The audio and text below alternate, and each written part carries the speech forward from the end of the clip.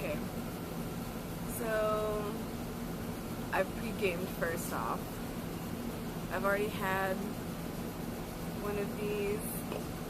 And I don't know, I just thought it would be fun. So, whoa. There was something, oh yeah, I remember now. I was gonna say, we're smoked up, dranked up, worked up. Alright. Anyways, with that said, I hope you can hear me okay. So first, I'm actually going to just double check that it sounds okay. Can you hear myself? How's the background? Honestly, I think we're fine. Alright, I'm so excited. I mean, people read this sort of stuff on the internet all the time, so it should be fine. Alright. First one I wanted to start with is 1999. Alright. I know, I feel nervous and shy now all of a sudden. Although, I'm going to turn it around actually, that way you guys can look at the deer.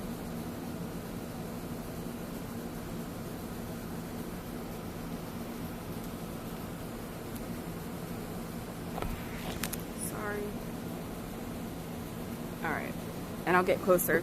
That way you can actually hear me while I read. And then maybe later, once we're having more fun, I'll turn the camera around. Alright. The year is 1999. That sentence brings me back to my senior kindergarten class when I was 5 years old, where we used to read out the date on the blackboard every single day. The year 1999 exists as a stain in my mind. However, as a memory that will not go away, no matter how I try to forget it. 1999 marked the year I lost my first tooth, my first time on a plane, and unfortunately, the early loss of my childhood innocence. That one memory that refuses to be wiped. It all started with that new, or old, TV. At the time, Pokemon was the latest fad to hit the school. Pokemon cards, games, stickers, and the most popular, the TV show. So of course, every time I came home from school, I would stay glued to the TV until Pokemon came on at 5. The only problem was that my dad watched the news at 5:30. And Pokemon episodes are back to back, which meant I had to miss an episode every day, something I whined on and on about. My dad got tired of hearing me complain every day. That must be why he went and bought another TV. My dad put the TV he bought in my room. Unfortunately, it was just an old, small boob tube with rabbit ears even. It also only had 20 channels available, not including the channel Pokemon was on. I recall I didn't care though. I was just thrilled that I had my own TV in my room. After surfing through the channels, I came to the conclusion that only Channel 2, TVO Kids, was worth watching, so I watched that for a while. It wasn't for another few months until I discovered Channel 21. One day in April, I was flipping through the channels, trying to see if Pokemon was on. I pressed Channel 21 into the remote, hoping there were more channels, and to my delight, there was. My dad was surprised too, but he let me watch it because it seemed to have kids' programs on. The channel was called Caledon Local 21. And later, I found out it was indeed broadcasted from the town of Caledon, Ontario, a town very close to my city. The shows I saw on Caledon Local 21 looked poorly made, and I never understood what was going on in them half the time. However, as I grew up, every time I thought of that channel, I realized more and more how messed up the shows were, and I had to ask myself, what the fuck was I watching? The following is a list of shows and episodes I remember seeing on Caledon Local 21. How I remember such detail even disturbs me, but I guess things like this stand out in your mind for a while. The channel only ran a few shows, probably because it was only operational between 4 p.m. and 9 p.m. April 1999. Mr. Bear's Cellar, Episode 12. Very sketchy name if you were to look at it nowadays. The show featured a guy wearing a bear mascot costume who would get a new visitor into his cellar every day. It was always a kid. The show was filmed with a camcorder, and not a very good one either. The police asked me a lot of questions about this show. This episode started with Mr. Bear sitting at the table playing checkers by himself. He sat there playing for a bit until there was a knock on the door. The camera was then looking up the stairs at the door where there was another knock. Mr. Bear climbed the stairs and opened the door to reveal 2 young children. One was a boy about my age, and the other was a girl who looked about 8. Mr. Bear danced in delight, and then started talking to the kids. I couldn't hear any of them that well. I remember Mr. Bear then led the kids into the cellar, which was quite dark, only lit by a small oil lamp on the table. I can't really remember that much more, except him singing a song, which I couldn't hear too well either. Probably because of the large bear mask. The episode ended with them playing hide and seek, with the kids hiding in a closet and Mr. Bear counting. May of 1999. Soup and Spoon. I don't think this was even a show. I think it was more of a special movie thing. All I know is I stopped watching Caledon Local 21 for a while because I thought this show was too stupid. Especially since Pokemon Now came on at 4:30 and 5. I don't remember much of this, but it showed a can of soup and a spoon, both attached to strings, swinging back and forth, as if someone was holding them and dangling them in front of the camera. Interestingly enough, the show was shot in a basement, which looked just like the one used in Mr. Bear's cellar. Like I said, I can't remember much. The only thing I can remember clearly was the end. The entire thing was only half an hour and just included stuff I found stupid, such as the spoon chasing the soup around trying to eat him. The ending showed a table and about 7 kids sitting around it, each with a bowl of soup in front of them. They were sitting and looking at the camera, but with confused, almost frightened faces. The cameraman then held up a can of soup in front of the kids and said, "Spoons ready?" And then it just stopped. July 1999. It was summer and I hadn't watched Channel 21 for a while until one day when I slept over at my friend's house and I decided to check it out again. My friend had gotten a TV in his room for his 6th birthday, so we stayed up very late. For us, 9:30 was very late, and watched TV. That's when I remembered Channel 21 and brought it up to my friend. We decided to see if it was on, and to our surprise it was. They must have changed the broadcasting time. Mr. Bear's Cellar, episode 23. This episode was entertaining for my friend and me, mainly because it had swearing. However, now when I think of this episode, I realize something was definitely wrong when it was filmed. The episode started with the camera on its side while it was facing Mr. Bear, who was walking upstairs to the cellar door. The camera then blacked out for about a second before fading in, back upright, and facing Mr. Bear.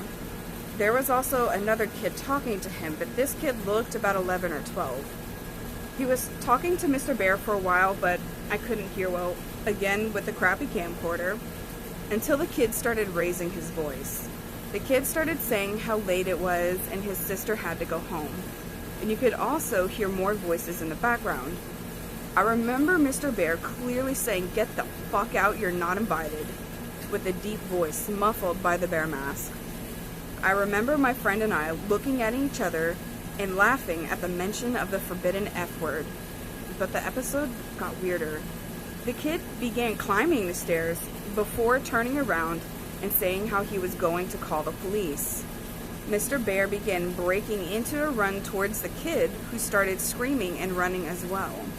The camera then cut out, and that was the end of the episode. The channel then turned to static shortly after. August of 1999. I didn't want to watch Channel 21 after that. In August, I grew more curious to see Mr. Bear's Cellar for some reason though. The last episode I saw of Mr. Bear was weird and had swearing, which also made me think the show was meant for teenagers. Nonetheless, I flipped onto Channel 21 when my dad was busy. Mr. Bear's Cellar, episode 28. Apparently, this episode had been playing the entire month of August. It was studied a lot by the police. The entire episode was just Mr. Bear sitting in a chair talking to the audience. "Hello, kids. Do you want to visit my cellar?" If you do, please write me a letter at this address. The screen then switched to a white screen with multicolored letters reading the address, and that was what remained for the rest of the episode. This repeated for 5 hours every day until September came. And guess what I actually did? I sent Mr. Bear, or that sick bastard who portrayed him, a letter. I did it out of curiosity mostly. My dad was okay with it because he thought it was a legit kid show. But then again, he never saw any of what was on Channel 21. So I wrote a letter using my best writing possible. I think I just said how I wanted to meet Mr. Bear, so my dad sent the letter to the address Mr. Bear said on the show. It stayed on all day anyway for some reason. It took about a week to get a response, which I was surprised I did. I still have the letter I received on August 15th, 1999. The letter read, "Dear Elliot, thank you ever so much for your letter. I would love to have you in my cellar. We play games, watch movies, and go fire camping in the middle of the woods. Come to my house at," the police cut out this address, "Caledon, Ontario, Canada. I look very forward to having fun with you. Love, Mr. Bear." I cannot believe my dad never found this sketchy because he actually took me to the house. And then that's when the police became involved. Those endless questions, those pictures of terrified kids.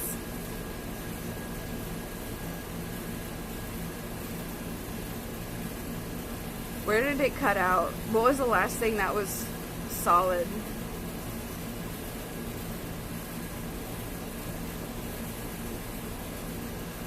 Was it cutting out during the letter?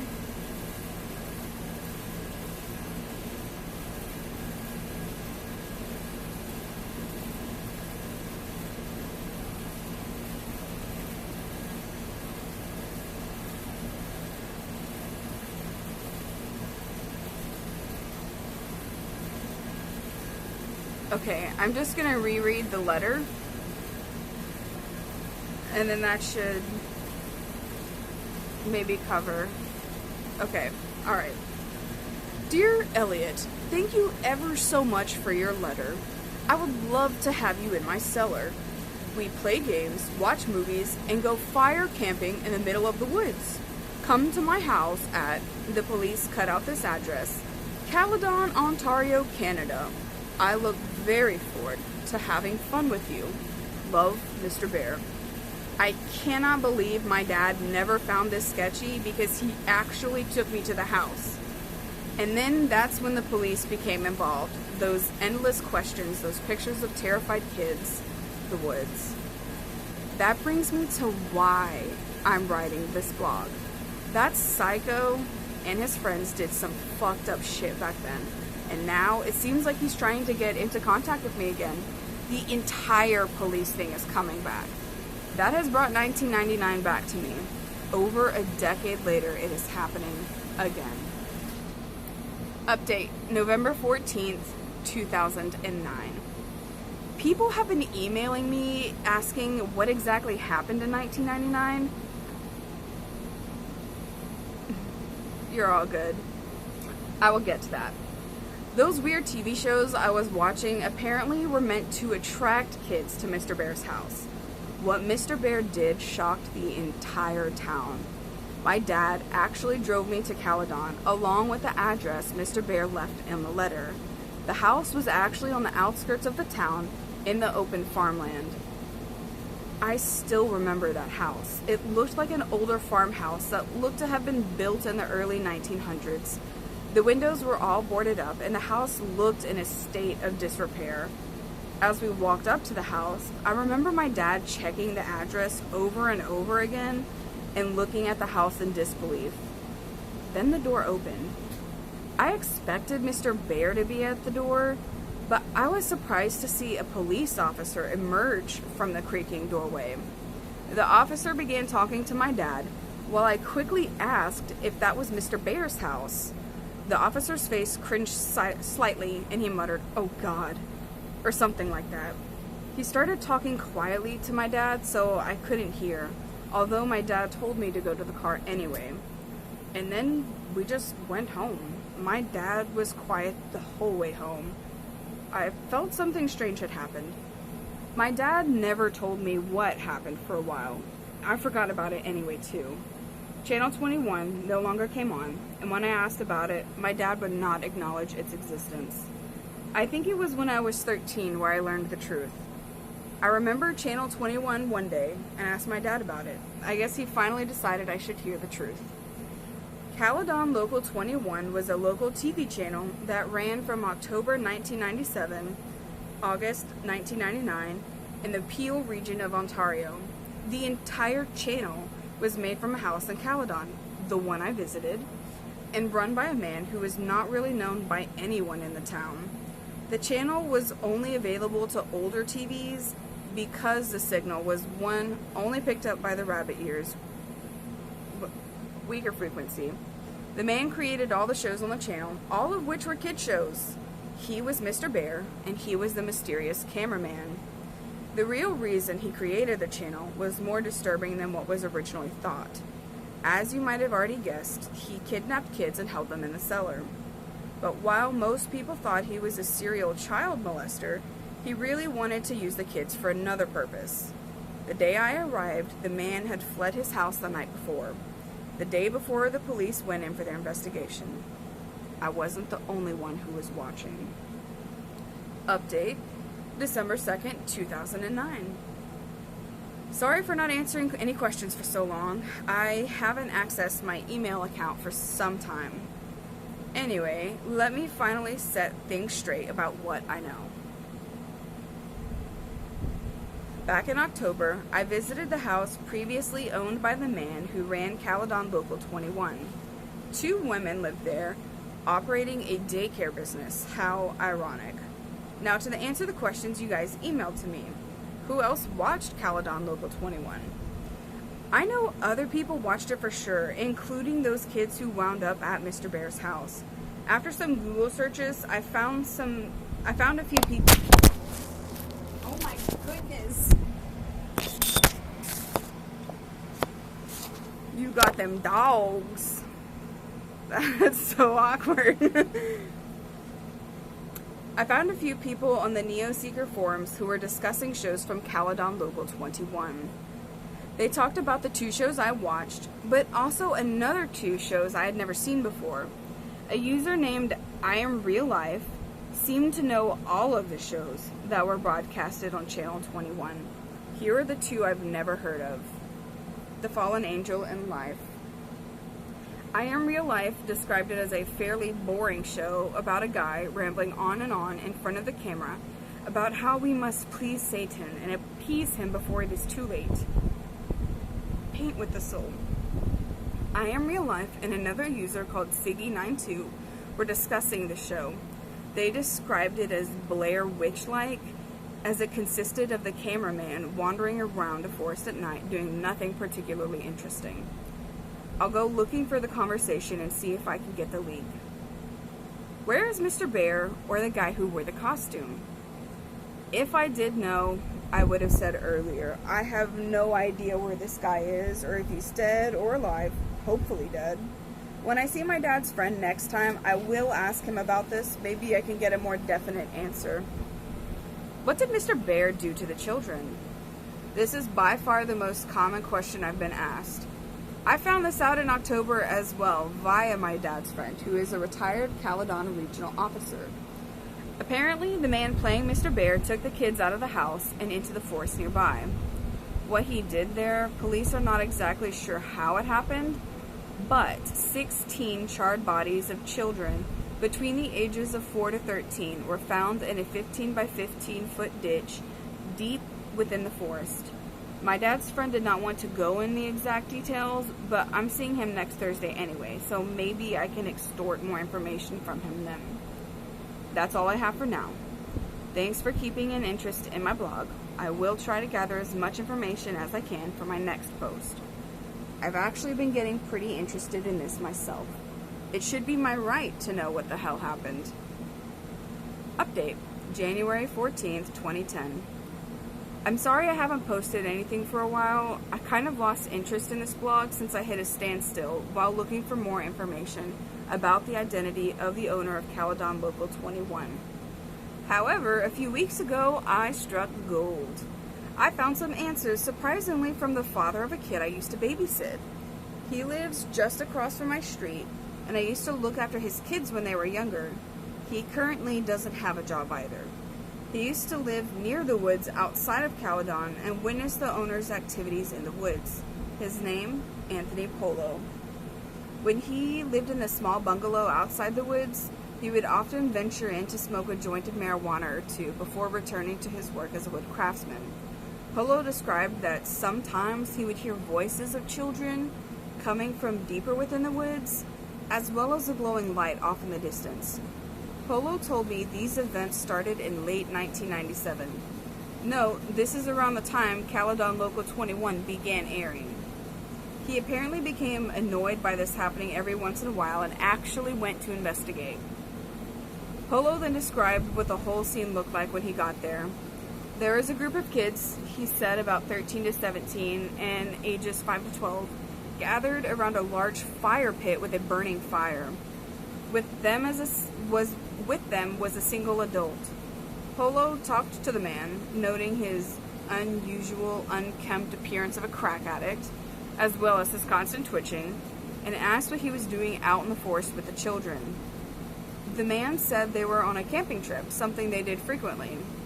Polo, not suspecting anything, Caledon has one of the lowest crime rates in Canada, simply left it at that and told them to be quieter. Polo then paused for a while before telling me that they never became quieter. In fact, sometimes he heard loud chanting from the children in an unknown language. He didn't bother meeting with the man again, as he was moving anyway. I told Polo that the man was probably the owner of Caledon Local 21, but he doubted it, as he heard that the man was moving to Pickering by several other residents near that area. Here is what I know now. The man would take kids into the woods regularly for camping. The fire pit Rollo described may be the hole the bodies of the children were found in. The children Polo saw are probably the ones found dead. The man moved to a city called Pickering, a smaller city east of Toronto. I will discuss this with my dad's friend, the ex-cop, and see if this matches anything the police knew about the man. I also want to see if he has any other knowledge of what was aired on Caledon Local 21. Update February 10th, 2010. Good news, guys. I talked to my dad's friend and he disclosed a lot of information for me. First, I asked if the police had any information on the man who ran Caledon Local 21. He replied that they have only had the same leads for years and never found a suspect.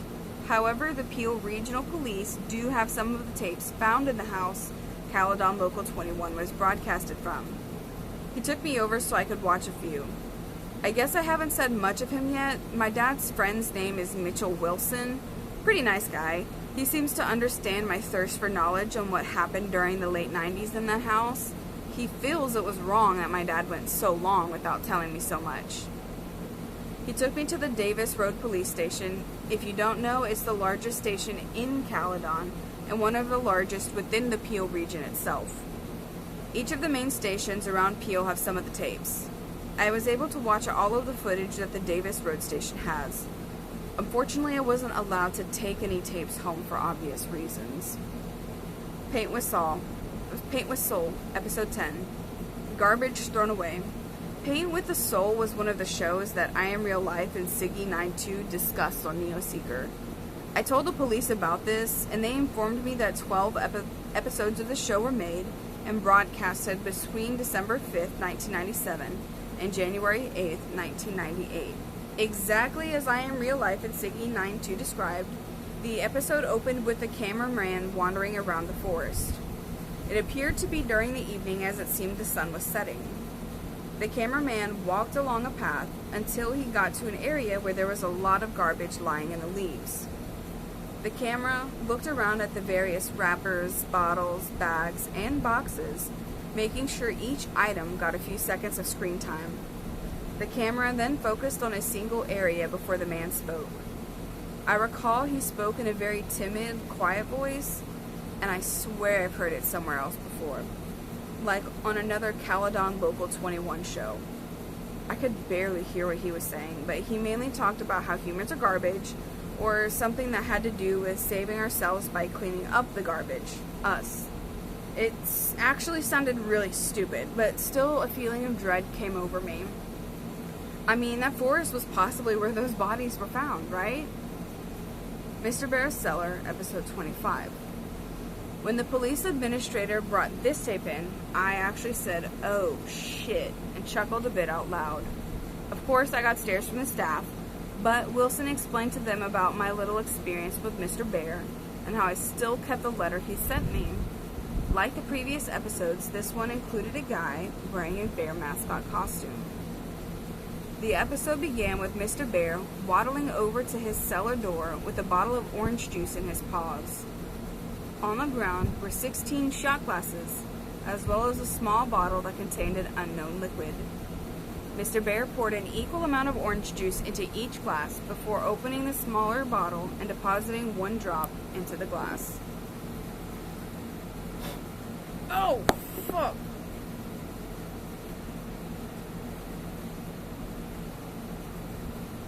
Sorry. I just blew out my candle so hard, some of the candle wax splashed me in the face. But never a quitter, onward. Mr. Bear then went off camera. There were some minor sounds such as shuffling, and then Mr. Bear emerged from behind the camera's location. Following him were 16 children. Some looked as young as 4, while others looked like they were practically teenagers. As the children entered, the administrator commented that this is the only episode that showed all 16 victims. The kids all looked rather content, except for this one who had visible bruises on his face. And unlike the other kids, he had a more fearful expression. He also looked about 11 or 12, which caused me to recognize him.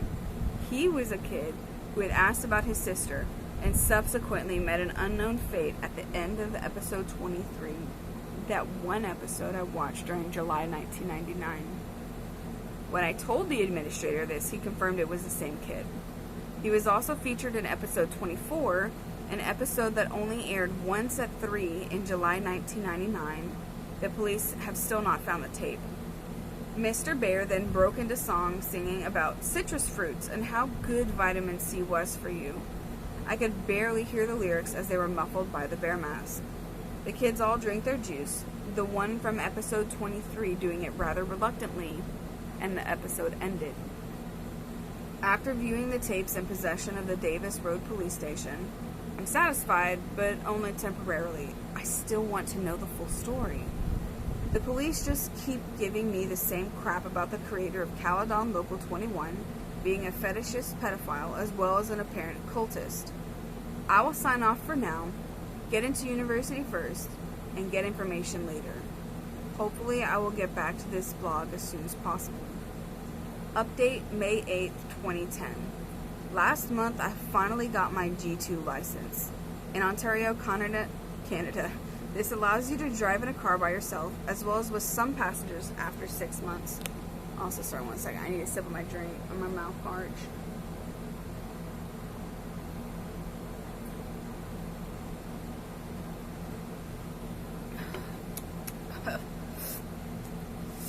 Yikes.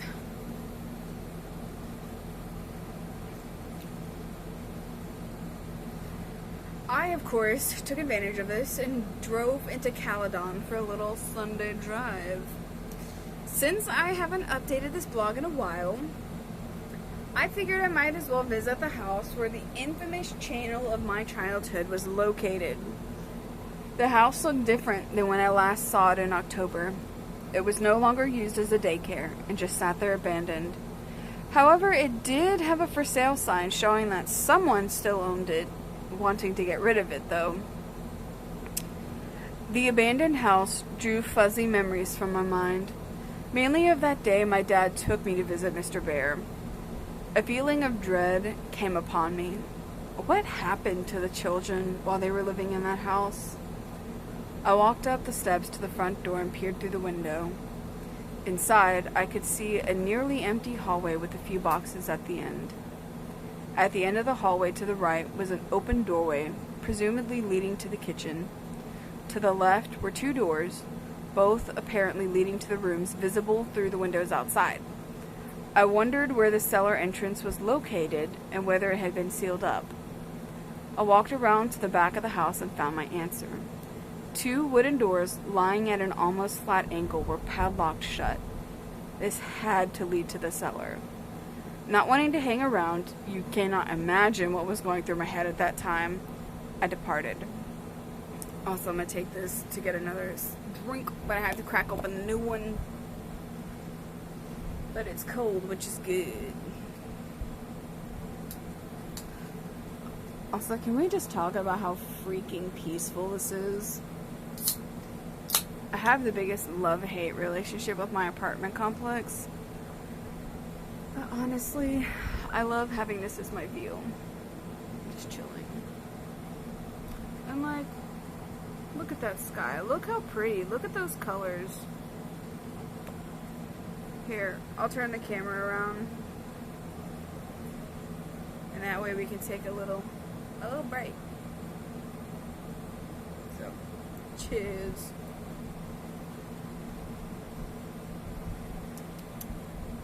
I already spilled it on myself.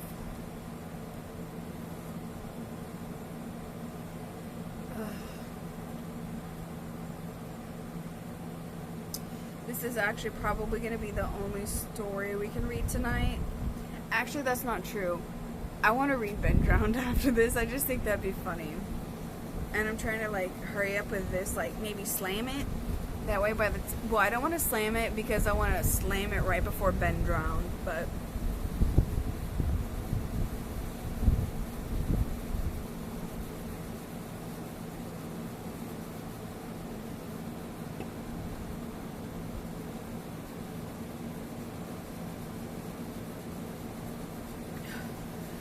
trick I've learned, if it like is hard to swallow, just keep swallowing.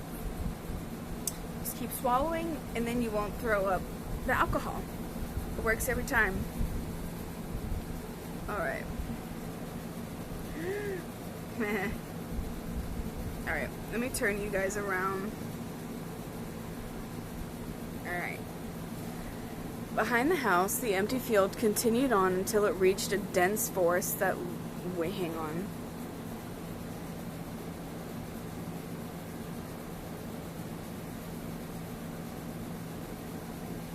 Alright, we're Gucci. That lined the horizon. I wondered if that was the forest where the bodies of the children were found.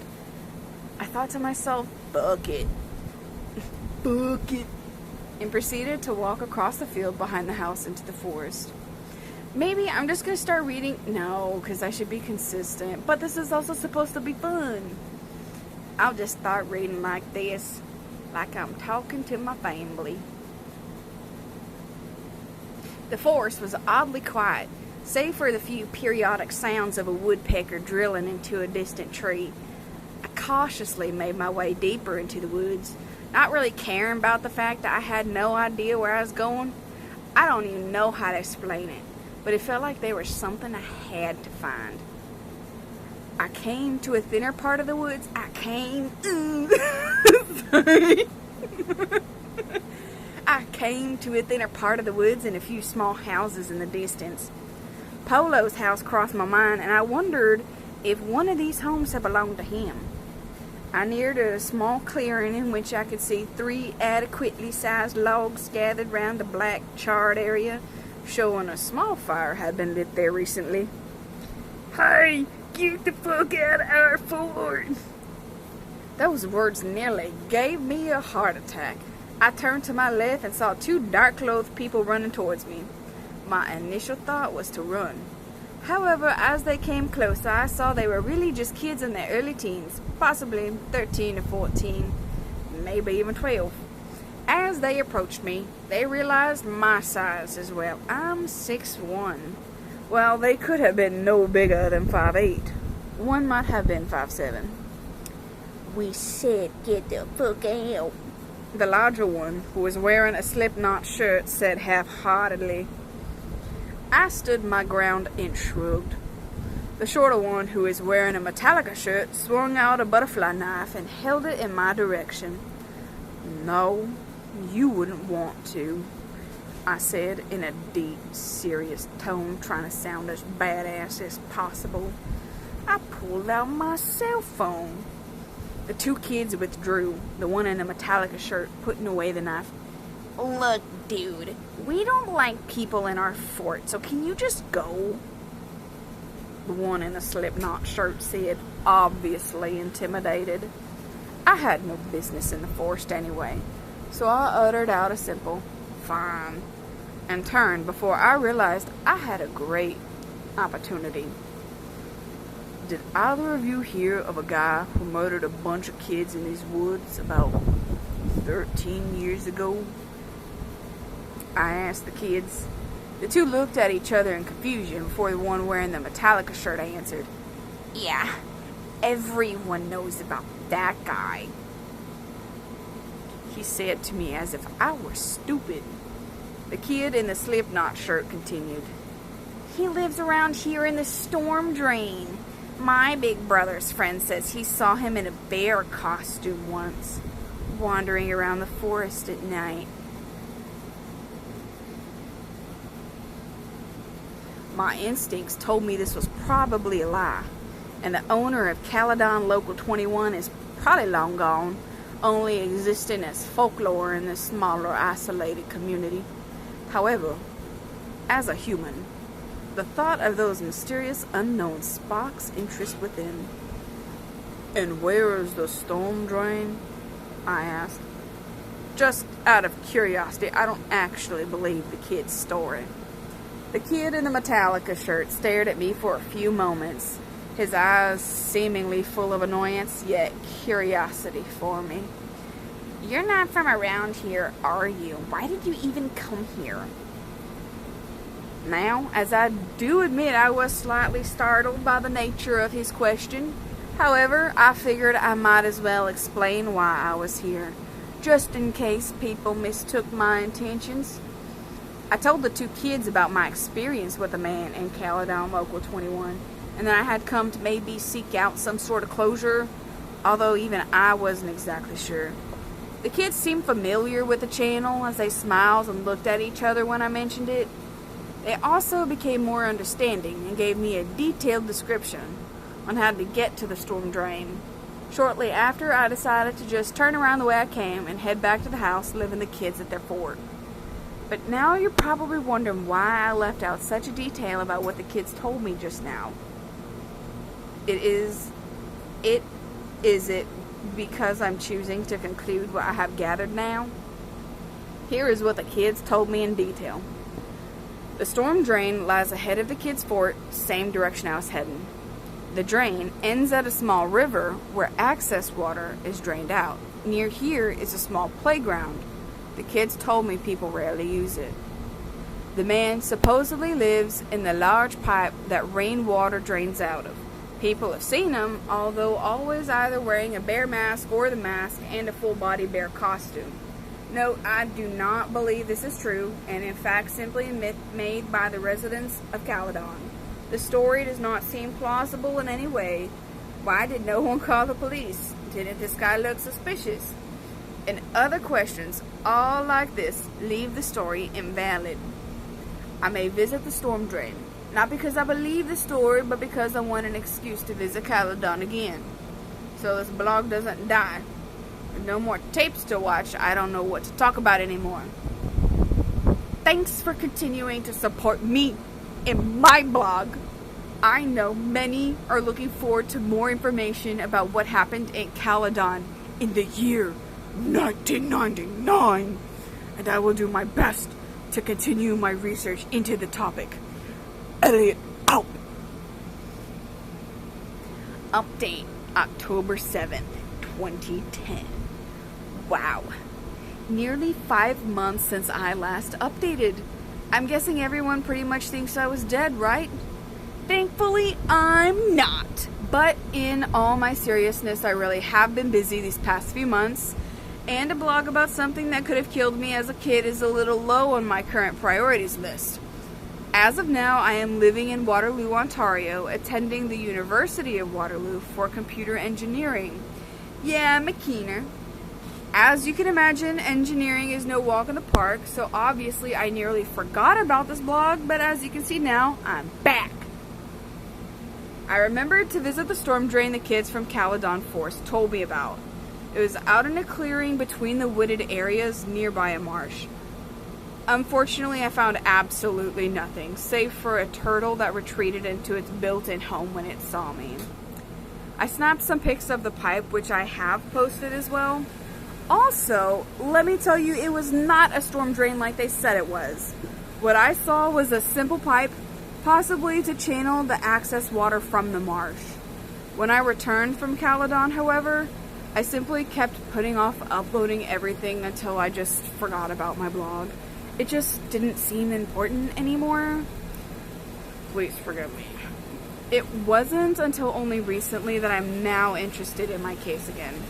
On September 10th, I received an email from this email address, returnthebee@hotmail.com. Funny, am I right? Well, it gets better. I am going to copy and paste the exact email this guy sent me. Dear Elliot, my dear, dear boy. You see, this story may or may not be true, but it could happen. There are many slots for airtime. If you have money, you can have a public access TV channel. Some public access channels share airtime, like EWTN, which is a religious channel based out of Michigan, that shows Catholic-based programming, but during off-hour airs, have independent shows or just blue screen. Cable networks have empty channels available for rent space. So the scenario of a pedo renting a channel on basic TV is not far-fetched at all. However, public access TV is wildly reviewed and can be terminated at any time.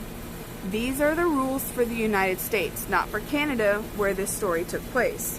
So if this happened in the US, the pedo would be tracked and arrested immediately.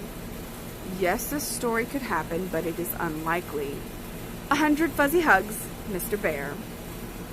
Now, obviously this letter is fake and sounds almost corrupted, but still, I would like to thank whoever sent it. Though they could use some English lessons, just reading this letter creeped me out. But because of it, I am now full of this new interest to continue my blog. I guess it's just funny trying to pursue the mysteries I've always questioned.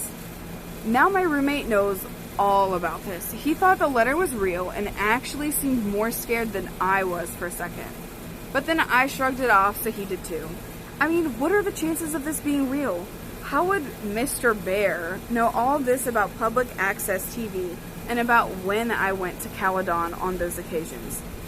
More or less, know my email or me still be interested in his seller. Ha! I'm going to send a reply to return the bee. Wow, just looking at the email address, you can tell someone wanted to freak me out. It didn't really work though. Although, to whomever you are, thank you for sparking my interest back into the full matter. Maybe I can find out more about what happened to Mr. Bear.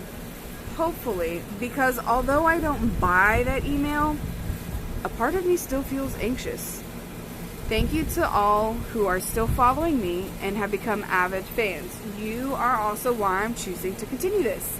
Thanks, guys. Update, November 7th, 2010.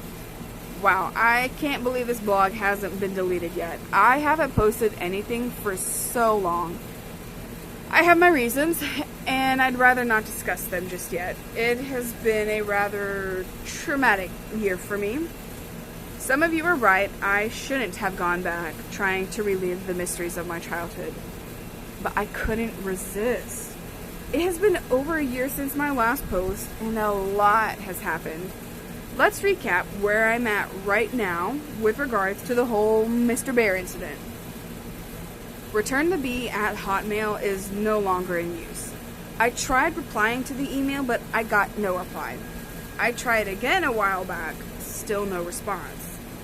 I've actually moved up to Ottawa, the capital of Canada for those who don't know, for university, so I haven't been back to Caledon or back home in the Peel region for a while.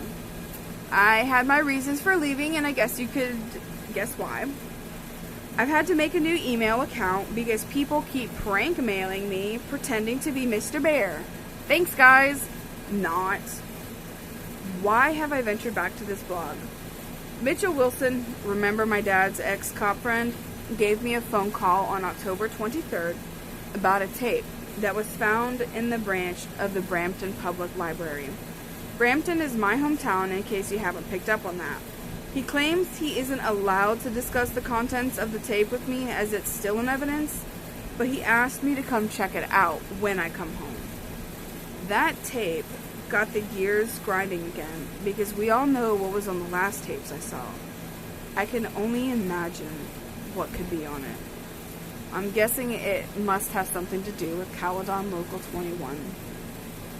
I guess I just wanted to say I am continuing this blog, and thank you for everyone who still follows it. I don't know when my next entry will be, but when I see that tape, I will write what I find.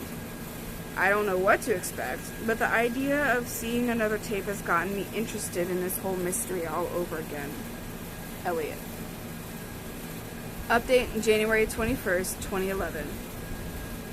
It's been a long year for me. University has been giving me the usual sleepless nights, especially since I transferred to Ottawa, which is the place to party. Sarcasm.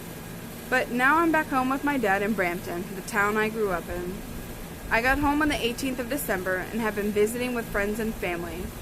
Or at least that's what I would rather have done. Now that festive holiday cheer that I usually have at this time of the month is just absent.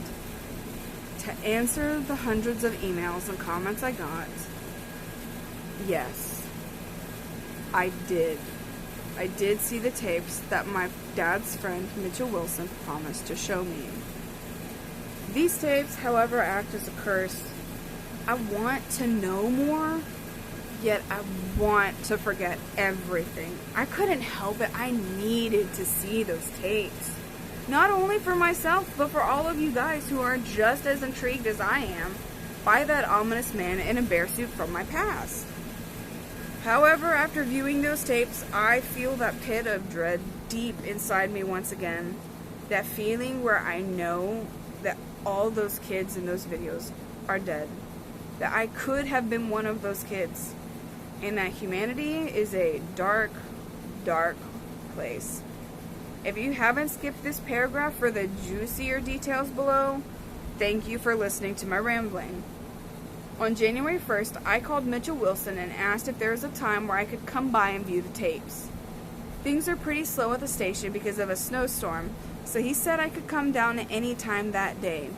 The tapes were located at a branch not too far from me, so I braved the slushy roads and terrible Brampton drivers and made my way to the Peel Regional Police Station located at the Bramelia City Center. I met Wilson at the front desk, where he then led me up to the second floor and into a small office. He instructed me to have a seat and wait while he went and got the tapes. Before leaving the office, he turned to me and said, "I know you're curious, but are you sure you want to do this?" Of course I did, or at least I thought I did. Besides, Wilson's friend had pulled a lot of strings to get me in there, and I don't want to waste the opportunity. This particular station had 2 tapes on hand. I was only able to watch a few minutes of the footage, however, because the second tape was apparently too damaged to be played on a VCR. Mr. Bear's Cellar, Episode 30. Mr. Bear never ceases to disturb me, especially after what almost happened when I was younger. This episode took place outside in a forest at dusk, making it slightly hard to see, especially considering the quality of the film. A trademark of anything from Caledon Local 21. The episode started with the camera being held on the paws of Mr. Bear, aiming it at himself. That bear mask, it looked more sinister in the shadows of the trees. The unmistakable, muffled voice spoke up. "Hello, children. Today, I will be doing a wonderful thing for my friends. I will be delivering them to a faraway land where they will surely be happy. Mr. Bear turned the camera around to show an ATV with an attached trailer. But what stood out the most was that the trailer contained 7 motionless children lying side by side. This here is the first load, but more will be on their way soon. Mr. Bear turned around and pointed the camera at a large burlap tarp spread on the ground. He picked the tarp up, revealing a large hole that must have been at least 12 feet deep and maybe about 15 feet wide. The rest of the episode consisted of Mr. Bear taking each kid and dropping them into the hole. I asked Wilson if they were dead, to which he shook his head and replied, "Not yet." Soon all of the kids were in the pit. Some were in awkward positions due to being tossed in, but they remained unconscious. The vitamin C will surely help these children on the great journey that awaits them, Mr. Bear mentioned as he pinned the camera towards multiple bottles of gasoline beside a bush. The camera zoomed into the bottles as Mr. Bear hummed before the episode ended. Wilson revealed to me that these were 7 of the 16 victims found burnt to a crisp. The gasoline is what the man playing Mr. Bear used to light them on fire. A pit full of burning children. Who the fuck would do that? That feeling of dread found me once again when I realized that I could have been one of those kids. Wilson then explained to me that he had previously lied. The other tape, confiscated by the Bromelia police branch, did indeed work and contained the filming of the actual burning. However, he felt that I wouldn't be able to handle the disturbing and graphic nature of the episode. And you know what? Maybe I can't. I don't even want to see it. I'm satisfied for now, but I just need some time to get myself together. The thing is, the man who ran Caledon Local 21 is still out there. More to come soon. Elliot. Henry. Once upon a time, there lived a boy named Elliot. Elliot was a clever boy who loved playing with his friends. One day, he watched a lovely television show about a bear and his children friends. The children loved helping each other, as good children should, but they also loved the bear. The bear loved the children since the children were so good at helping him and the fallen angel. The children and the bear wanted to play together forever with the help of their angel friend. But the fallen angel needed even more help, so the children had to give the ultimate sacrifice. Because that's what friends do, Elliot. They help each other. Help us, Elliot. Burn with us, Elliot. I want you, Elliot. He wants you, Elliot. Come back to my cellar. Pretty please, with sugar and icing on top. Mr. B. Update April 5th, 2011. Also, I need another drink after that.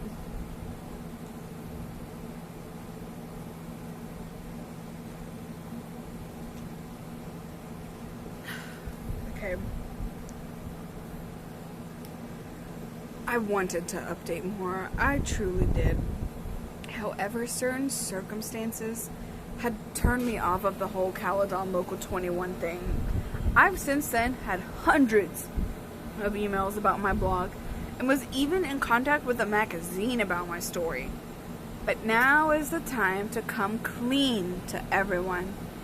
Where have I been for an entire year? The story of Pandora's box is true. I opened it. I opened it when I watched the second tape in the possession of the Bromelia police branch. The other subject I'd like to address is the number of joke fake emails I've been getting from people claiming to be Mr. Bear. Let's start with the second tape, as that is what traumatized me into stopping my search temporarily.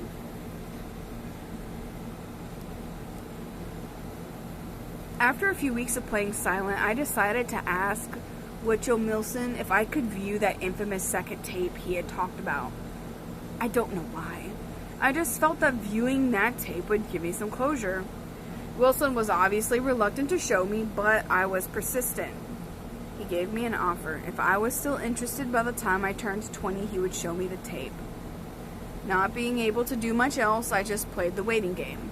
By the time my 20th birthday rolled around, I was definitely still interested in viewing the tape.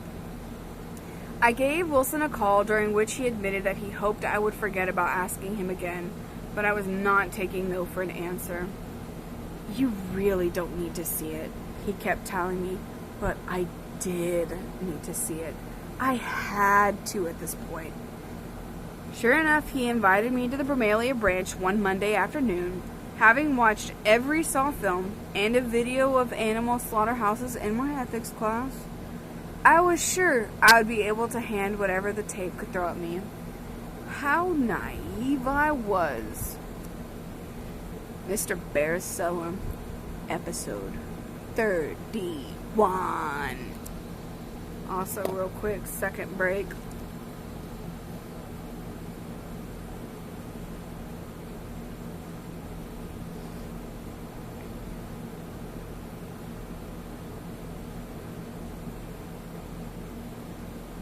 Hi, how you doing?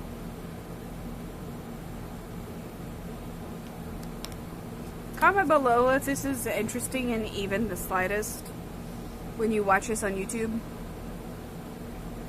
Or if someone is actually watching, but I don't think anyone is, because Twitch be a liar.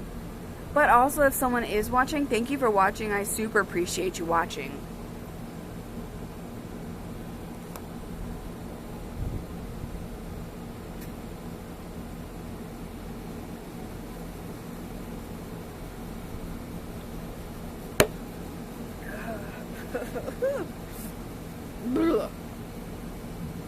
Oh, sorry. I hope you didn't hear that. Oh, I'm sorry if you did. Excuse me.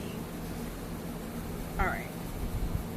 Let's continue. Oh my gosh, my head is kind of... It's 10:24. I have to hurry up so I can get to bed. We're going to speed now, because I'm not going to do that to you guys. Mr. Bear's Cellar, episode 31. When Wilson went to collect the tape from evidence, the officer in charge of the evidence room shook his head at me, his face saying, "What are you doing?" Wilson explained that this tape includes the last known episode of Mr. Bear's Cellar. I rightly assumed I would be seeing the fate of the children and began to feel a sense of dread. The episode opened inside a forest, the usual one from his previous episodes. This fact took me a while to realize because it was at night. The trees and leaves just looked like shapes dancing around in the darkness. Oops. There we go. A faint glow of light was present on the right side of the screen. There wasn't any apparent audio. It appeared to be a windy night, yet the trees weren't making any noise. Excuse me. I feel like someone definitely heard that. I almost dropped my phone on the other side of my porch. Oh no. Okay. Oh no. Ah! Right. You can tell that drink be hitting. Right. A faint glow of light was present on the right side of the screen. Oh, damn, you really had to watch the one time shit was falling apart. But that's okay. Glad you're here. Thank you for listening. Oh my goodness. Well, you know how it be sometimes. It be like that. And I'm just gonna place that there. Alright, and we're just going to keep... Oh man, I lost my place. No! No, I have to die. Oh! No! Okay, guess we're out. That's what I get for drinking. Man, now I totally lost where I was at in my story. Okay, scroll.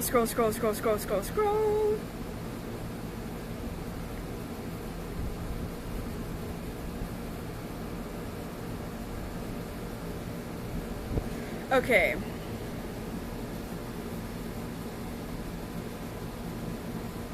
Almost found it. Okay, here we are.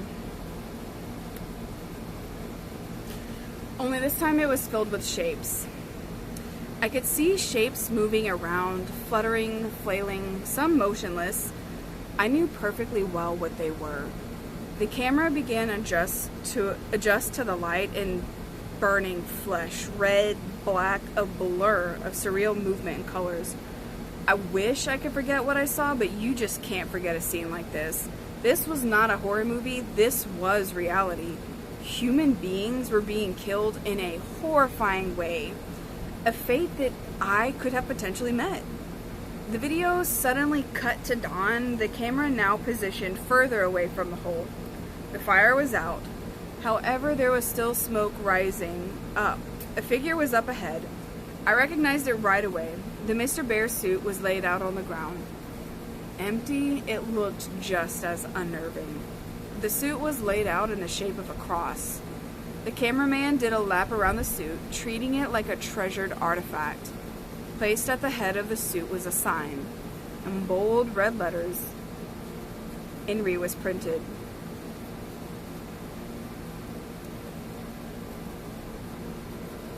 It's a creepypasta I'm reading. It's not actually my story. It's the creepypasta story 1999, that super famous one. I was just gonna read some of my favorite creepypastas, and this was the first one. And I was like, you know, that is a good strong one to start off with. Yeah. The cameraman moved back to the end of the suit, zooming into the bear's face. The episode finally ended. I was speechless. It was like a dream. You can find a lot of terrible things on the internet, but I had never seen anything like this. Wilson asked if I was okay, and I replied with a shaky yes. I assured him as we left that I was fine, and that the video gave me some closure over the whole incident. He didn't seem too confident in me, but he left it at that. He was right though. I had nightmares for weeks. I gave up. I didn't care about the whole thing anymore. A sick man burned a bunch of kids alive, attracting them with a fake kids TV channel. I could have been one of his victims. Yet I'm still here. I suppose I should be grateful, but I just feel guilty. Am I still here only because of pure luck? 10 months later, I'm back, but now I need to address something else. My email has been flooded with messages. Some people ask for more details. Some ask if I can upload the tapes, and some people email me claiming to be Mr. Bear. First, I cannot get the tapes uploaded as A, they're in police possession as evidence, and B, I have no idea how to transfer VHS onto a computer. As for people pretending to be Mr. Bear, you're not fooling me. When you have dozens of people pretending to be the same person, it doesn't work. I've even seen a fake Caledon Local 21 YouTube channel, which is cute, but still not real. Even more annoying is the fact that someone hacked my account just to put up some demented poem about me on this blog. I'll leave it in the entry just above this one, just to show you guys. I have contacted my webmaster about the entry and was told that it was posted on Halloween. Ooh, spooky. Attached to the email, paintwithb@aol.com, which I assume is another joke email. I'm over episode 31 now. The images of what I saw will stick with me for a while, but I want to do one last hurrah. I will get into contact with Mitchell Wilson again, and hopefully get set up with the tapes in the possession of the other Peel police branches. I'll try to update you guys as soon as I can. I'm sure this won't take so long again. Thank you to everyone who still reads this. Elliot. And that is the story of 1999. Now, depending on how long this story is,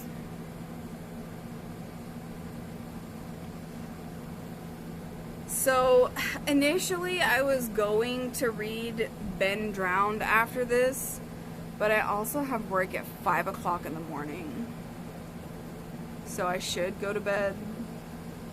But at the same time, this is kind of fun, and I'm enjoying reading these spooky stories.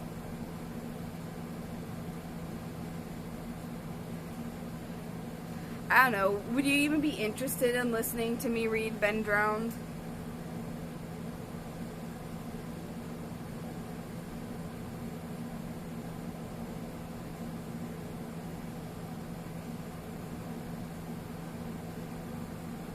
Very much. I say I'm reckless but not stupid, although I would say sometimes I'm stupid.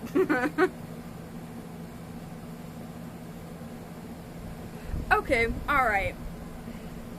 Alright, we will go ahead and read Ben Drowned. Alright, let me go ahead and finish off my drink super quickly.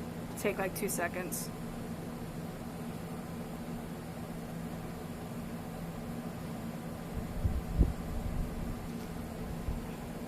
Okay. Ben Drowned, Part 1, Day 4. Okay, X, I need your help with this. This is not a copypasta. This is a long read, but I feel like my safety or well-being could very well depend on this. This is video game related, specifically Majora's Mask.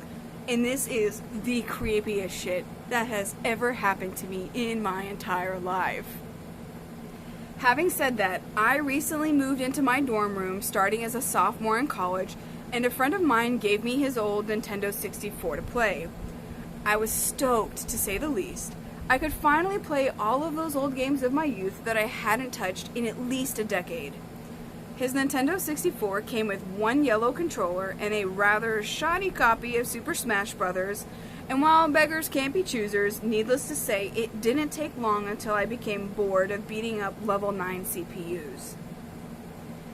That weekend, I decided to drive around a few neighborhoods about 20 minutes or so off campus, hitting up the local garage sales, hoping to score on some good deals from ignorant parents. I ended up picking up a copy of Pokemon Stadium, GoldenEye, fuck yeah, F-Zero, and 2 other controllers for $2. Satisfied, I began to drive out of the neighborhood when one last house caught my attention. I still have no idea why it did. There was no cars there, and only one table was set up with random junk on it. But something sort of drew me there. I usually trust my gut on these things, so I got out of my car and was greeted by an old man. His outward appearance was, for lack of a better word, displeasing. It was odd. If you asked me to tell you why I thought he was displeasing, I couldn't really pinpoint anything. There was just something about him that put me on edge. I can't explain it. All I can tell you is that if it wasn't in the middle of the afternoon and there were other people within shouting distance, I would not have even thought about approaching this man. He flashed a crooked smile at me and asked what I was looking for, and immediately I noticed that he must be blind in one of his eyes. His right eye had that glazed over look about it. I forced myself to look at his left eye instead, trying not to offend, and asked him if he had any old video games. I was already wondering how I could politely excuse myself from the situation when he would tell me he had no idea what a video game was, but to my surprise he said he had a few ones in an old box. He assured me he'd be back in a jiffy and turned to head back into the garage. As I watched him hobble away, I couldn't help but notice what he was selling on his table. Littered across his table were rather peculiar paintings. Various artworks that looked like ink blots a psychiatrist might show you. Curious, I looked through them. It was obvious why no one was visiting this guy's garage sale. These weren't exactly aesthetically pleasing. As I came to the last one, for some reason, it looked like Majora's Mask. The same heart-shaped body with little spikes protruding outwards.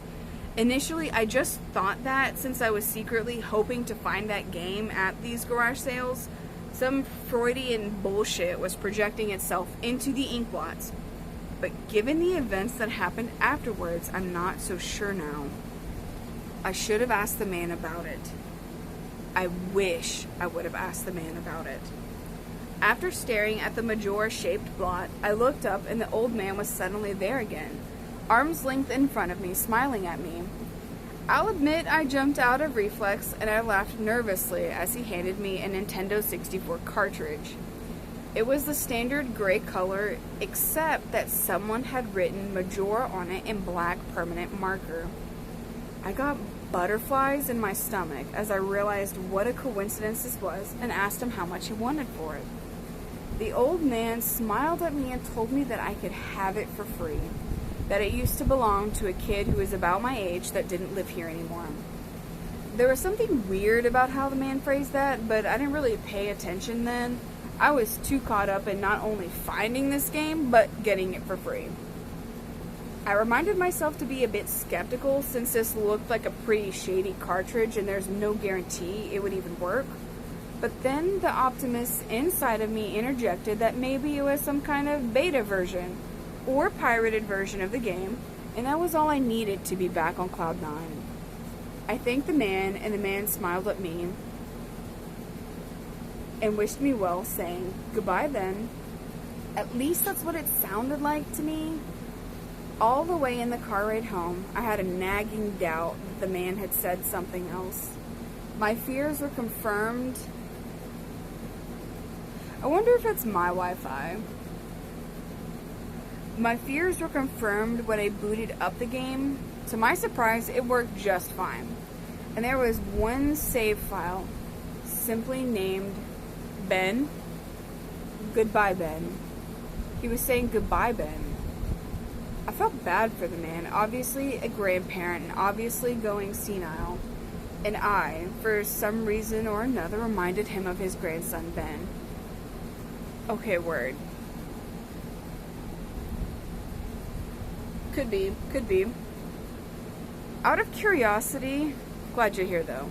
Out of curiosity, I looked at the save file. Eyeballing it, I could tell that he was pretty far in the game. He had almost all of the masks and 3/4 remains of the bosses. I noticed that he had used an owl status to save his game, and he was on day 3, and by the stone's tower temple with hardly an hour left before the moon would crash. I remember thinking that it was a shame that he had come so close to beating the game, but he never finished it. I made a new file named Link, out of tradition, and started the game, ready to relive my childhood. For such a shady-looking game cartridge, I was impressed at how smoothly it ran, literally just like a retail copy of the game, save for a few minor hiccups here and there, like textures being where they shouldn't be, random flashes of cutscenes at odd intervals, but nothing too bad. However, the only thing that was a little unnerving was that at times the NPCs would call me Link, and at other times they would call me Ben. I figured it was just a bug, a fluke in the programming causing our files to get mixed up or something. It did kind of creep me out though after a while, and it was around after I had beaten the Woodfall Temple that I regrettably went into the save files and deleted Ben. I had intended to preserve the file just out of respect for the game's original owner. It's not like I needed 2 files anyway. Hoping that it would solve the problem, it did and it didn't. Now NPCs wouldn't call me anything. Where my name should be in the dialogue, there was just a blank space. My save file name was still called Link though. Frustrated and with homework to do, I put the game down for a day. I started playing the game again last night, getting the Lens of Truth and working my way towards completing the Snowhead Temple. Now, some of you more Majora's Mask players know about the 4th day glitch. For those who don't, you can Google it, but the gist of it is that right as the clock is about to hit 000000 on the final day, you talk to the astronomer and look through the telescope. If you time it right, the countdown disappears and you essentially have another day to finish whatever you're doing. Deciding to do the glitch to try and finish the Snowhead Temple, I happened to get it right on the first try, and the time counter at the bottom disappeared. However, when I pressed B to exit the telescope, instead of being greeted by the astronomer, I found myself in the Majora boss fight room at the end of the game, the trippy boxed-in arena, staring at Skull Kid hovering above me. There was no sound, just him floating in the air above me, and the background music, which was regular for the area, but still creepy. Immediately, my palms began to sweat. This was definitely not normal. Skull Kid never appeared here. I tried moving around the area, and no matter where I went, Skull Kid would always be facing me, looking at me, not saying anything. Nothing would happen though, and this kept up for around 60 seconds. I thought the game had just bugged or something, but I was beginning to doubt that very much. I was about to reach for the reset button when text appeared on my screen. You're not sure why, but you apparently had a reservation. I instantly recognized that text. You get that message when you get the room key from Anju at the Stockpot Inn. But why was it playing here? I refused to entertain the notion that it was almost as if the game was trying to communicate with me. I started to navigate the room again, testing to see if there was some sort of trigger that enabled me to interact with something here. Then I realized how stupid I was. To even think that someone could reprogram the game like this was absurd. Sure enough, 15 seconds later, another message appeared on the screen. And again, like the first one, it was already a pre-existing phrase. Go to the lair of the temple's boss? Yes. No. I paused for a second, contemplating what I should press and how the game would react, when I realized that I couldn't select no. Taking a deep breath, I pressed yes, and the screen faded to white, with the words "Dawn of a New Day" with the subtext I beneath it. Where I was ported to filled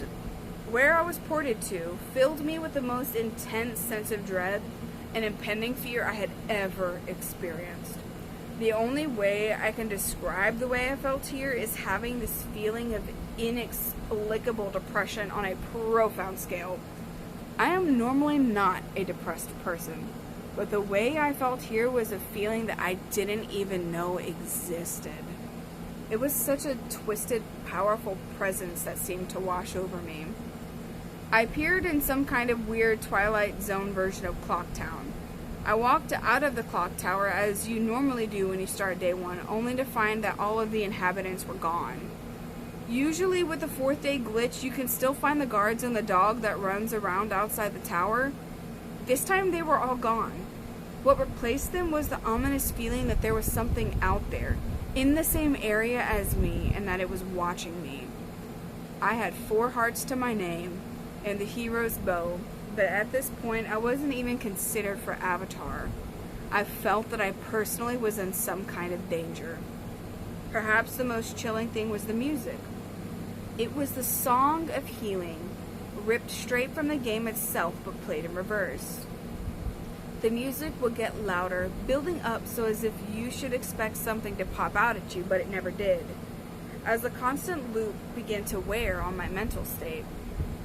Every now and then, I would hear the faint laugh of the happy masked salesman in the background, just quiet enough so that I wasn't sure if I was just hearing things, but just loud enough to keep me determined to find him. I looked in all 4 zones of Clock Town only to find nothing. No one. Textures were missing. West Clock Town had me walking on air. The entire area felt broken. Hopelessly broken. As the reverse Song of Healing repeated for what must have been the 50th time, I just remember standing in the middle of South Clock Town, realizing that I had never felt so alone in a video game before. As I walked through the ghost town, I don't know whether it was the combination of the out-of-place textures and the atmosphere, and the haunting melody of the once peaceful and soothing song being butchered and distorted, but I was literally on the verge of tears, and I had no idea why. I hardly ever cried. Something had gripped me here, and this powerful sense of depression was both foreign and crippling. I tried leaving Clocktown, but every time I attempted to zone out, the screen would fade to black, and I would just zone into another part of Clocktown. I tried playing my ocarina. I wanted to escape. I did not want to be here, but every time I played the Song of Time or Song of Soaring, it would only say, "Your notes echo far, but nothing ever happens." By this point, it was obvious the game didn't want me to leave, but I had no idea why it was keeping me here. I didn't want to go inside the buildings. I felt that I would be too vulnerable there to whatever I was terrified of.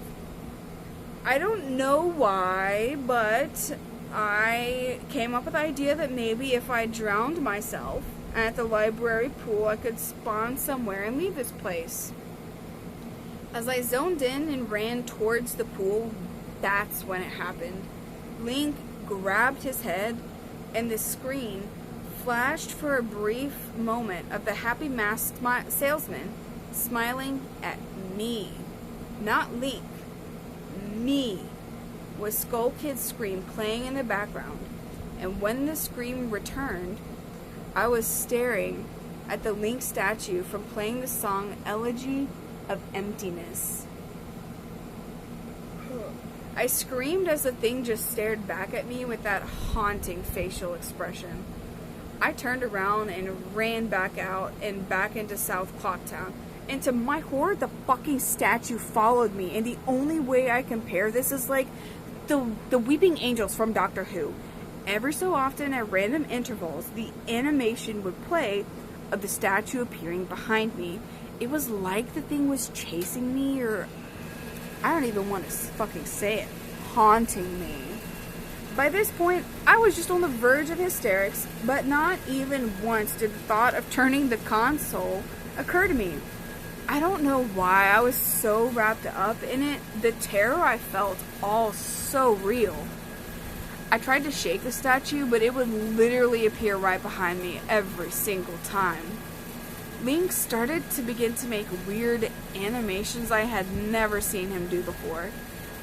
He would flail his arms around or spasm randomly, and the green would cut to the happy masked salesman smiling again for a brief moment before I was face to face with that fucking statue again.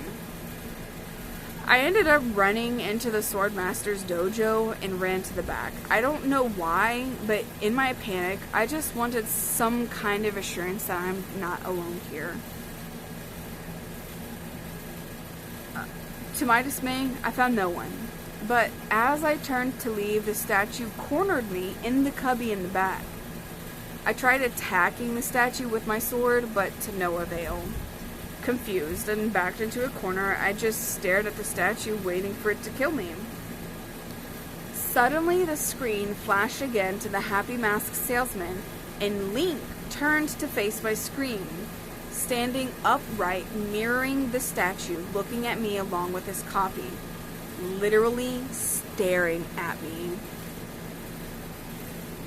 Whatever was left of the fourth wall was completely shattered while I ran out of the dojo, terrified.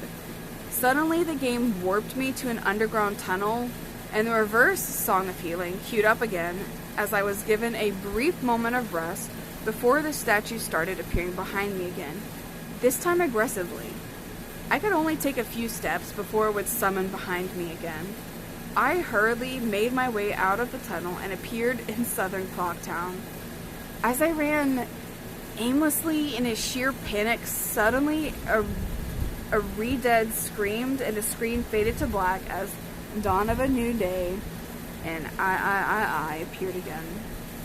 The screen faded in, and I was standing on top of Clock Tower with Skull Kid hovering over me again, but silent.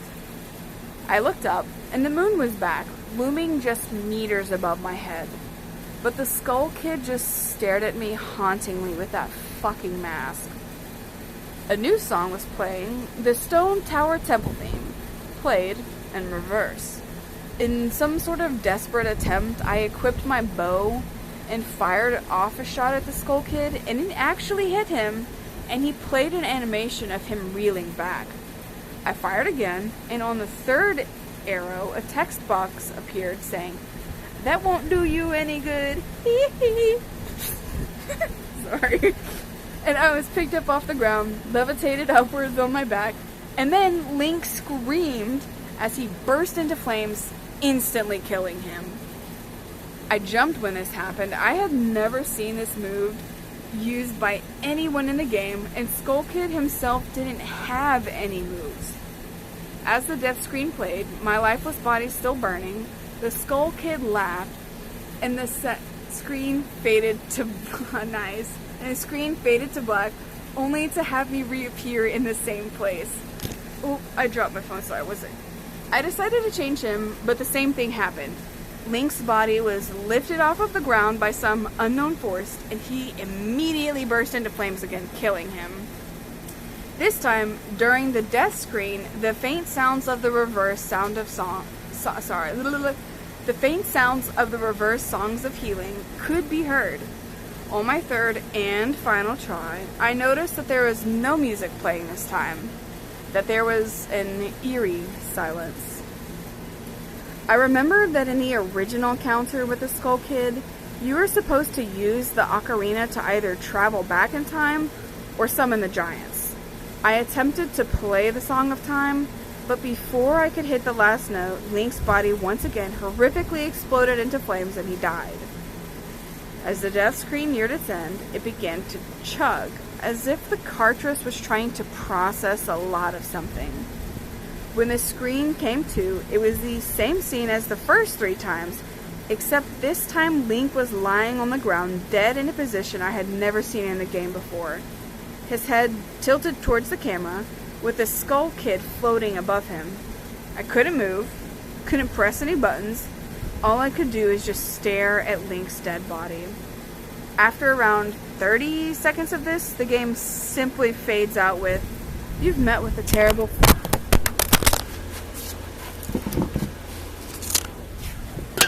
Oh no! Oh my gosh! One thing at a time.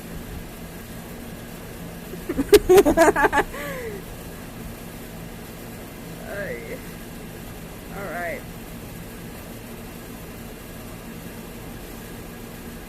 I just dropped the phone. Anyways, okay.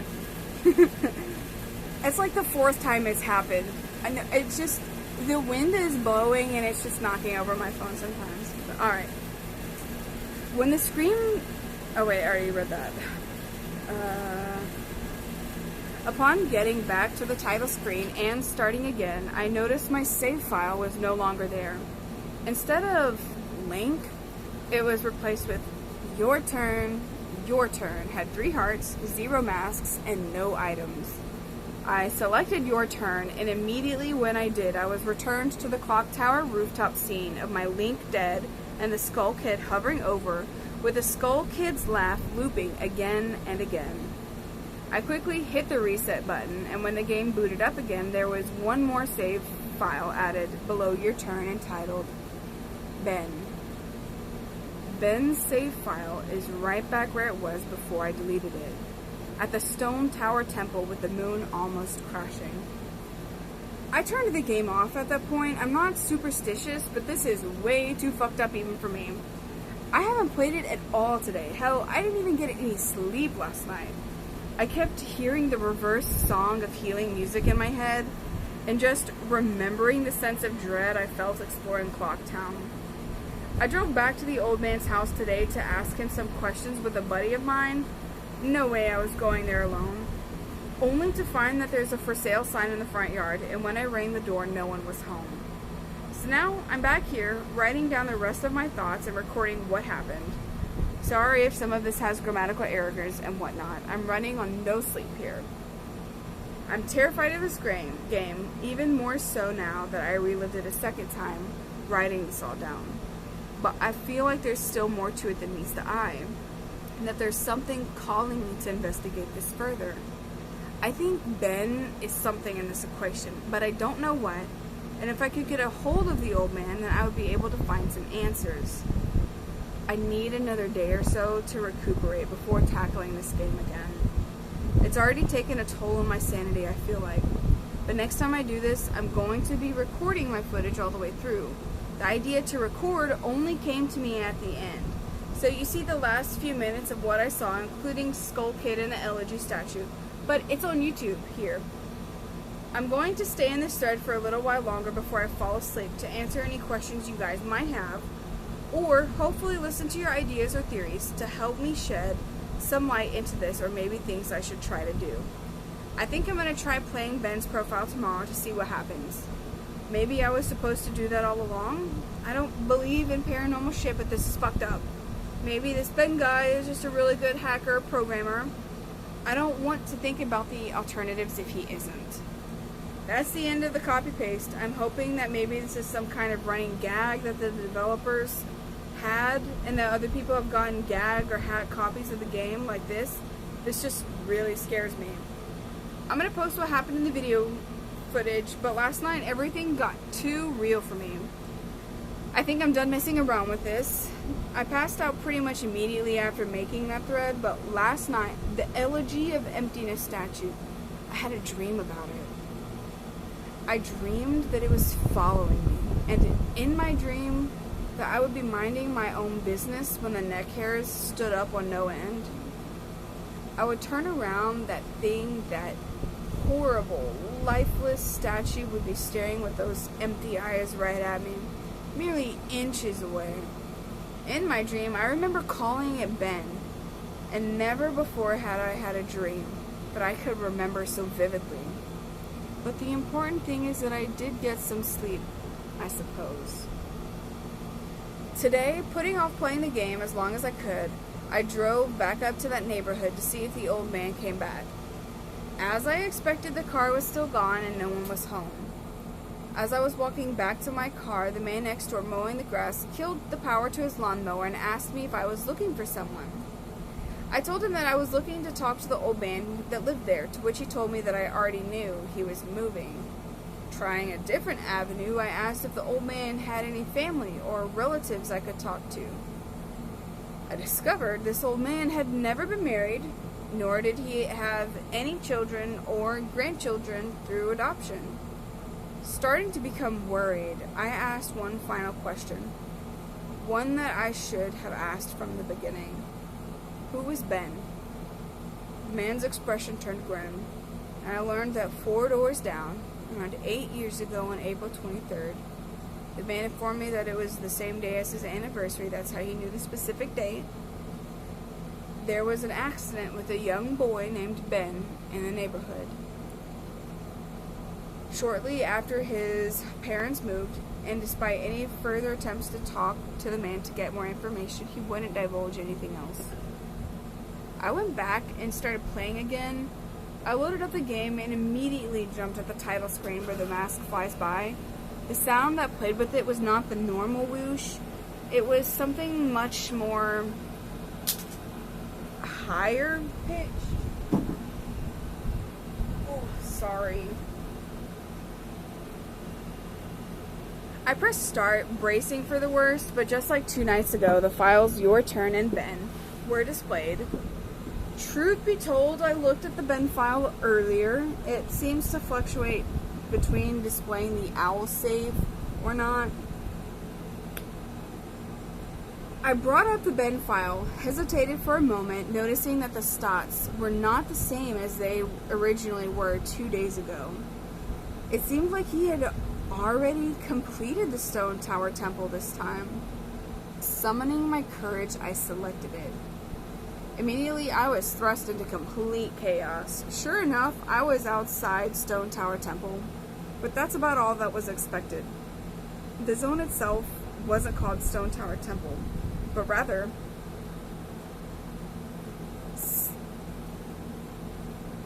stone, but spelled weirdly.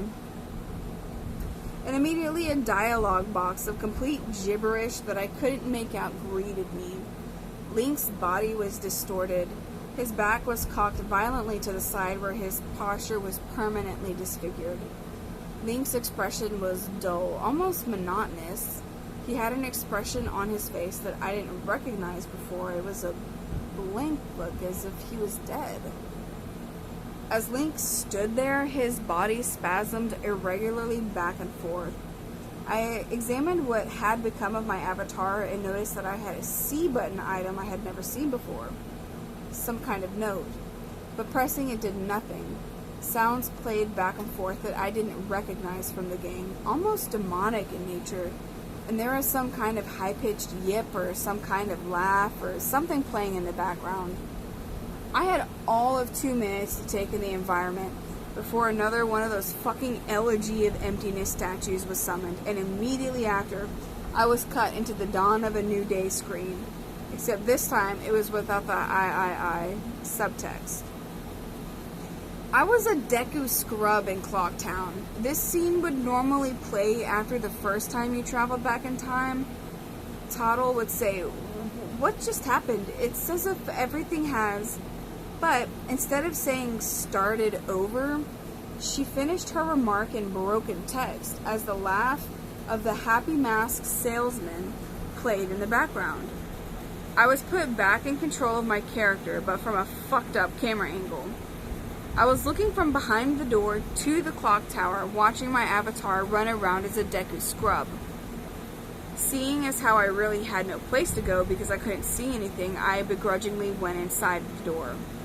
There I was greeted by the Happy Mask salesman, who simply told me, "You've met with a terrible fate, haven't you?"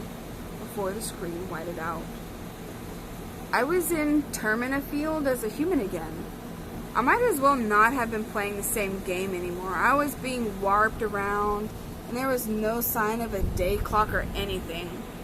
I took a moment to get my bearings as I looked around the field, and immediately I could tell that this was not normal.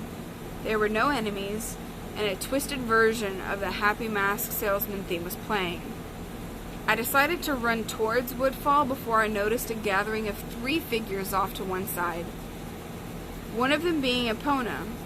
As I approached them, to my horror, I saw the Happy Mask salesman, the Skull Kid, and the Elegy of Emptiness statue just standing there. I figured maybe they were bugged out, but by now I told myself that I should know better. Nevertheless, I approached them carefully and found that the Skull Kid was playing some kind of idle animation on loop. Same with Epona, and the Elegy of Emptiness statue was doing what it had just been doing all along, just standing there eerily. It was the Happy Mask salesman that scared me more profoundly than the other 2. He too was idle, wearing that shit-eating grin, but wherever I moved, his head slowly turned and followed me. I had not engaged in any dialogue with him, nor was I in combat with him, yet his head still continued to follow my movements. Reminded of my first encounter with the Skull Kid on top of Clock Tower, I pulled out my ocarina, to which the game played the ding sound when you're supposed to play your ocarina, and tried a song I hadn't played yet, the Happy Mask salesman song, and the song that had been playing on loop back in day 4, the Song of Healing. I finished playing the song, and as I did, an ear-piercing shriek blasted on my TV. The sky immediately started flashing. The Happy Mask salesman's twisted theme song sped up, intensifying the fear inside of me, and Link exploded into flames and died. The 3 figures stayed lit up during my death scene as they watched my lifeless body burn. I can't describe to you how sudden and terrifying the transformation from eerie to terror it is. You're just gonna have to watch the video if you want to see it firsthand. That same fear that caused me to lose sleep 2 days ago started to grip me again as I was met with the text, "You've met with a terrible fate, haven't you?" for the 3rd time. There has to be some kind of meaning behind that. I had little time to ponder as I was immediately given another small cutscene of transforming into a Zora, and now I found myself in Great Temple Bay. Hesitant, but curious to see what the game had in store for me, I slowly made my way towards the beach where I found Epona.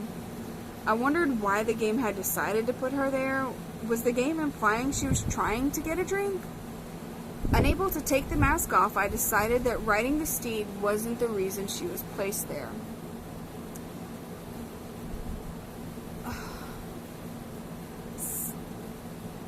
Okay, I'm torn, stream, because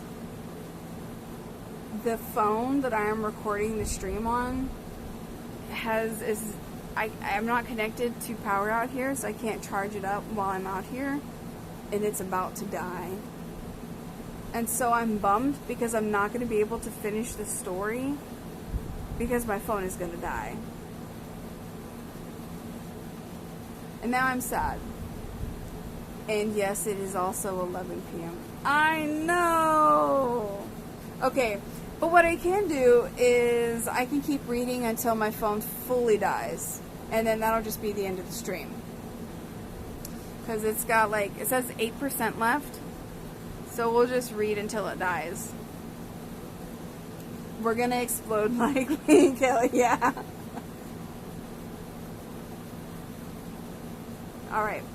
Suddenly, I realized that Epona kept neighing, and the way she was angled made it look like she was trying to signal a point to me off in the distance. It was a hunch, but I dove into Great Bay and started swimming. Sure enough, I almost missed it. I found something at the bottom of the ocean. Well, I still have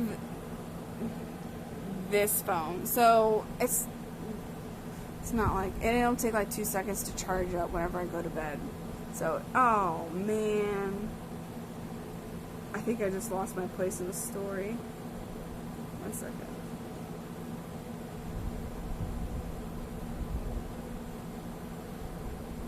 Okay.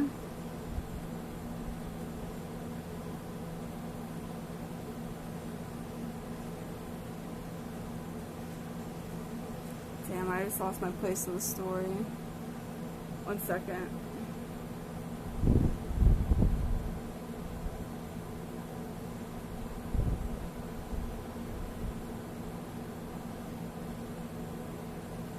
Okay, here we go. Hesitant but curious to see what the game had in store for me, I slowly made my way towards the beach where I found Epona. I wondered why the game had was implying she's trying to get a drink? And, whoa, okay. Anyways, just moving forward past that. Unable to take the mask off, I decided that riding the steed wasn't the reason she placed me here. Suddenly, I realized that Epona kept neighing, and the way she was angled made it look like she was trying to signal a point to me off in the distance. It was a hunch, but I dove into Great Bay and started swimming. Sure enough, I almost missed it. I found something at the bottom of the ocean. One last Elegy of Emptiness statue. I went down to examine it, and suddenly my Zora started doing a choking animation I had never seen a Zora do before, which didn't even make sense because Zoras can breathe underwater. Regardless, my Zora character choked to death and died. And again, a statue was the only thing that was highlighted in my death. I didn't respawn this time. I was booted back to the main menu as if I had restarted the console. The press start screen was before me. I knew the only reason why it would put me here is because the save files had changed again. Taking a deep breath, I pressed start, and I was right. The new save files told me about Ben. Now it made sense why the statue appeared when I tried to go to the laundry pool. The game must have anticipated how I would have tried to escape the Day 4 clock town. The two save files told me his fate. As I suspected, Ben was dead. He had drowned. The game obviously isn't through with me. It taunts me with the new save files. It wants me to keep playing. It wants me to go further, but I'm done with this shit. I'm not touching any more of the files. This is already way too horrifying for me, and I don't even believe in the paranormal. But I'm running out of explanations. Why would someone send me this message? I don't understand it. I just get too depressed thinking about this. The footage is up here for those who want to see it and try and analyze it. Maybe there's some kind of coded message in the gibberish or something symbolic in what I went through. I'm too emotionally and mentally drained to fuck with it anymore. I know it's early in the morning. I've stayed up all night. I can't sleep. I don't care if people see this. That's not the point. I just want the word to get spread so I don't suffer for nothing. I've lost the will to type about this. The less I dwell on this, the better. I think the video just speaks for itself. I did what you guys told me to do. I played the Elegy of Emptiness song at the first prompt by the game I was given, but I think that's what the game, or Ben, I can't believe I'm even humoring the absurd idea that he exists in the game, wanted me to do. He's following me now, not just in the game, he's in my dreams. I see him all the time, behind my back, just watching me. I haven't gone to any of my classes. I've stayed in my dorm room with the windows closed and the blinds shut. That way I know he can't watch me. But he still gets me when I play. When I play, he can still see me. The game is scaring me now. It talked to me for the first time. Not just using text that's already in the game. It spoke to me. It talked to me. It referenced Ben. It talked to me. I don't know what it means. I don't know what it wants. I never wanted any of this. I just want my old life back. Stuff like this doesn't happen to people like me. I'm just a kid, not even old enough to drink yet. It's not fair. I want to go home. I want to see my parents away again. I'm so far away from home here at this school. I just want to hug my mom again. I just want to forget that statue's horrible blank face. My original game file is back, just the way I left it before it was gone. I don't want to play anymore. I feel like something bad will happen if I don't. But that's impossible. It's a video game. Haunted or not, it can't hurt me, right? Like, seriously though, it can't, right? That's what I keep telling myself, but every time I think about it, I'm not so sure. Part 4. Let me just clear things up. I know you guys are worried about Jaducible. It's okay. He finished moving out today and he said he's going back home, but he's just taking the semester off. I'm not sure what happened, but I have a vague idea, but you guys probably know about it more than I do. I'm Jaducible's roommate, and obviously I knew something was wrong with him for a few days now. He stayed in his room all the time, literally fell out of contact with all of his friends, and I'm pretty sure he hadn't been eating hardly anything. After the second day, I couldn't stay in there anymore. So I've been crashing at a buddy's place, only coming in my room to get the stuff I need. I tried talking to him several times about it, but he would cut me off or keep the conversation brief when I asked him about his strange behavior. It's like he was convinced someone was haunting him or something. Yesterday, when I came to grab my philosophy book, he approached me looking awful, horrible bags under his eyes. He handed me a flash drive and gave me specific instructions. He told me that he needs me to do one last favor for him. He finally explained to me what's been going on, gave me the account info to his YouTube account, and told me that he's getting away from here, that it lured him to play it again instead of trying to change things, and that he shouldn't have done that, and to upload the footage and inform people what happened. I told him that he could do it himself, and he got this wild look in his eye and told me that he is never looking at that game again. And that is the last thing he ever said to me. He never even said bye when his parents came to pick him up. I never even got to meet his parents. I honestly can't tell you what happened. When he spoke, it was kind of hard to understand him, and his fucked up appearance really distracted me. On the flash drive, there was footage of the game last night, a text document with his name and password for YouTube, and a third document called thetruth.txt, containing what he told me were his notes that he'd taken. He told me that this meant everything to him, that I follow his instructions exactly. Normally, I wouldn't be so to the letter for a request over a fucking video game, but the way he spoke and the way he looked at me made me know this was really serious. And I'm gonna honor that. I've had this video since yesterday, but had to have someone help me use Pinnacle, but that's not really my forte. Then after watching it, I had to go back through and look at his other videos on his YouTube account to realize what was really going on, and even then I'm really confused. This video I'm releasing tonight, The Truth TXT, will be released on September 15th, just like he requested.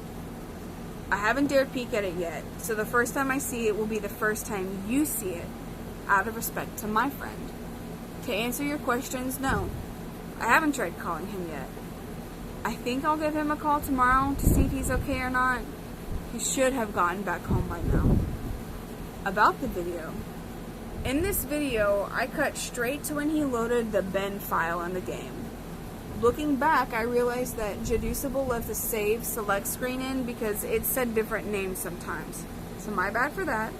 But all it said this time was the same at the end of his last video. Link and Ben. Nothing different. I wasn't there when he played it, but it looks to me like in the beginning when he first spawns, he's testing out his equipment or seeing what items he has or something, because apparently they've changed randomly before. Then after that, I just think the game got too personal for him. Part 5. Hey guys, Jeduceable here. This will be the last time you'll be hearing from me, and this is my final gift to you. These are the notes that I have taken and the realizations I've made. Before I delve into this, I want to thank you for following me and thank you for listening. It feels like the weight of a powerful burden is about to be lifted. By the time you read this, I won't be around anymore. But after spending 4 days with this maddening game, I began to understand what's really... Yeah, there's videos in the creepypasta. I have begun to understand what's really... Yeah, it just sucks I can't show it here. What's really at play here, and hopefully after reading this, we can ensure that this never happens again. There are things that I could not share with you while this was going on due to the circumstance, which I'll explain. With Ben blocking any attempt I made to try and relay the truth to you, I tried ever so subtly to warn you guys in various ways. Amidst the chaos and my delirium, I devised make a barely noticeable pattern in my videos. In all 5 videos I recorded over the 4 days, I have either had the mask of truth, interacted with a gossip stone, or the lens of truth equipped at some point. For you Zelda enthusiasts, these are all symbols of honesty and trustworthiness, and I would hope that one of you may have picked up on a reference. As I played the file, which I would name Ben, being mindful of how Ben was watching over my every move in the game, I made a point to avoid doing anything too obvious, but I sent out a hidden message to you guys. I never equipped the lens, nor the mask, nor visited a stone. It worked, and the video was uploaded. I prayed that someone would notice the pattern didn't apply to Ben. The tags followed suit too. I hope you guys paid attention to those as well. They were my little messages to you. Nothing big enough that would catch Ben's attention or make him suspect anything. With Ben manipulating and changing my files, I honestly hope that what you guys saw was close to what actually happened, but there's just no way for me to know. This may be a long read. I don't have time to proofread or make all of my research pretty, but here it is. September 6, 2010, 11 p.m. Can't believe what happened. Not sure if this is some kind of elaborate hoax. Despite the fear, I can't help but be exceptionally curious about this. Who or what is the statue? Lots of questions here. I'm starting this document as a diary so I can keep track of everything.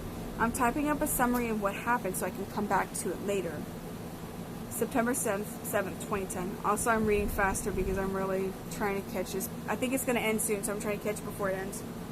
2:10 a.m. Summary was posted here. You can go back and look at my first post for day 4.wmv for that. 4:23 a.m.